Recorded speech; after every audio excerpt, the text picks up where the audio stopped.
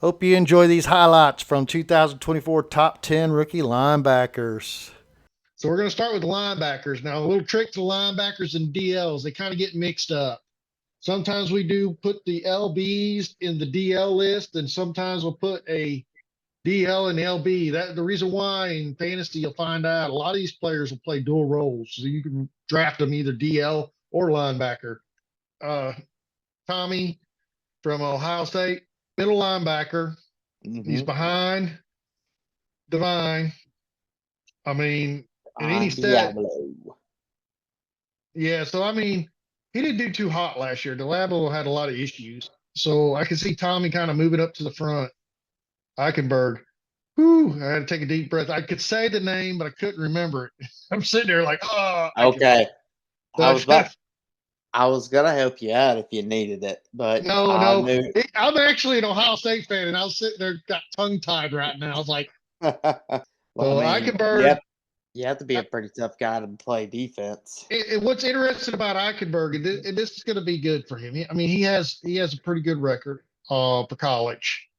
Um, he's going to be playing alongside Matt Crosby, and he's going to be on the end. Yes, he's your linebacker, defensive end guy on the end, but that draws a lot of attention off of you. So if you're anywhere remotely got a little bit of decency to you, and you got someone like Max Crosby on your team, and he's also got Christian Wilkins now, two dominant linebackers. I mean, or well, Christian Wilkins, a defensive lineman. These guys are going to tie everybody up. So that's going to open these middle linebackers and other positions up to go in and do some damage on the ground, either in the run game or a little bit of pass rush, deflect, Right. do a couple more extra sacks. So that's the exciting part. That's why I kind of ranked him 9. He is playing behind. And you'll find out most of these linebackers are playing behind someone that's a veteran. Yeah, but Um, they could easily outbeat the veteran because yes, defensive. def, it's a different defense is a different animal than offense. Yeah, you could be second in line and have just as much snaps as the first guy. So if you pay attention to defensive players individually, they could have I could have a player on my team that has 48% of the snaps and he could still score just as high as the guy that had 80%. It's Yeah. all on the plays and the lineup and what they do. So he has a high ceiling. So I would definitely, if you could pick him up, I got him ranked number 9, and so does Austin. Highlights from when me and Austin was covering our top 10 DL defensive linemen.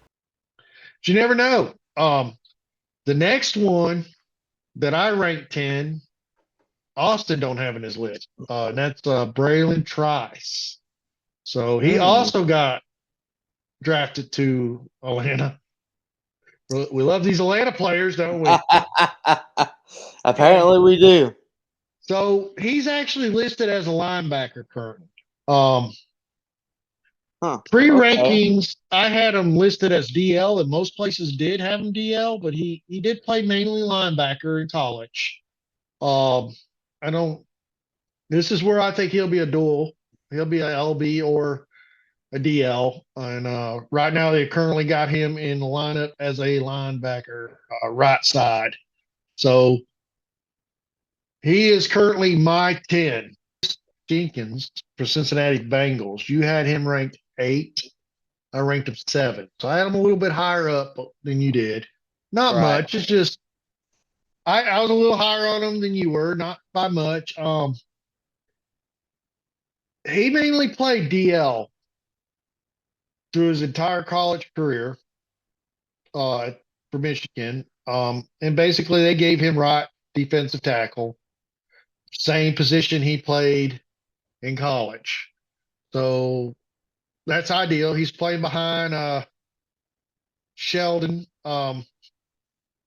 It's just like what we talked about earlier. It doesn't matter in defense if you're second string or first string. It's what play they call and what He's they put on the thing. He could be on the field with the guy at the same time. he's gonna outbeat him. He's gonna outbeat Sheldon Rankins, I believe.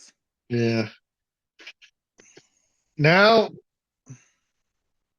we still don't agree, Austin. but we gotta get somewhere here. We gotta meet common ground sooner or later. But Mm, I was high on this guy when I ranked him early, okay. and you were high on him, kind of, but wasn't ready for it yet. But I don't even think you had him in your other rankings. But you got him No, now, so I didn't have him in Brandon. my other. I didn't have him in my other ranking. So this is me showing my love that I'm finally coming around. Yep, So yep. You're not quite there yet, but we're getting there. And I do the same. Sometimes I didn't show my love for your guy, and the next thing you know, I'm right on top of him, exactly. and It that don't sound really just get good. just. I don't need to be doing that. Damn it, Ralph. This is supposed to be a fucking kids show. Calm it down now. I gotta edit that. Oh, Brandon well, hell, Fisk. you gotta edit yours. I don't want to hear it. Anyways, Highlight from top 10 defensive backs 2024. Your number 5, Kool-Aid McKinstry. He went to the Saints. And I will tell you right now, I am still high on my Kool-Aid. yes, you are. And I don't know why I'm so higher on him than the other guy that came from Alabama, but I am. I have him number 2 on mine. I still could not swap the two guys. Mm, Yeah, it's just me. I mean, mm. Okay. he's playing left cornerback. I just feel like Kool-Aid McKinstry's the, and we'll get to your number 2 in a minute. So that's funny. I have him ranked number 2.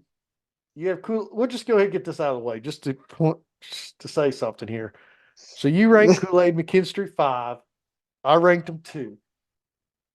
You ranked Terran Mhm. Arnold 2, and I ranked him 5.